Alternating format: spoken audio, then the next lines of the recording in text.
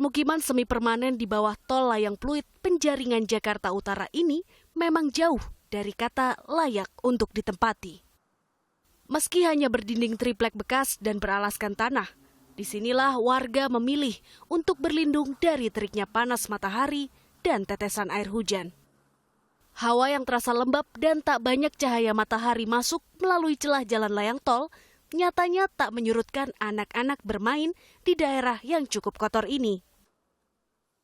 Aktivitas warga di permukiman kumuh ini pun tak jauh berbeda dengan aktivitas warga di permukiman lainnya. Sudah 2 kali warga di sini mendapatkan surat peringatan dari pemerintah setempat untuk segera membongkar hunian mereka.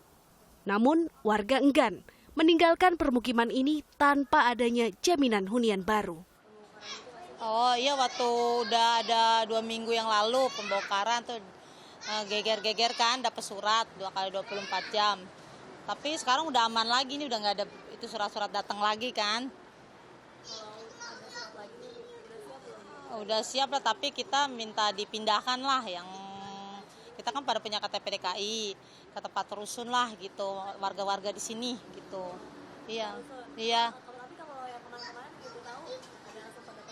Nggak ada di sini, nggak ada. Dapat rusun, ya. Kita kan punya KTP DKI gitu. Surat edaran terkait penundaan penertiban permukiman sempat diluncurkan Komisi A DPRD DKI Jakarta pada beberapa waktu lalu.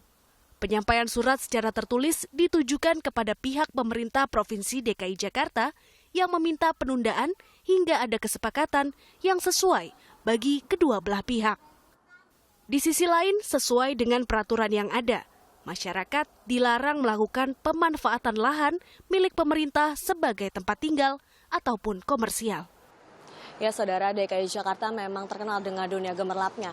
Hanya saja ternyata DKI Jakarta masih menyisakan PR besar, yakni masalah pemukiman kumuh. Bertempat di salah satu lahan di bawah jalan tol di daerah Jakarta Utara ini misalnya, ada sekitar lebih dari 20 kakak yang hidup dan tinggal bertahun-tahun di wilayah ini.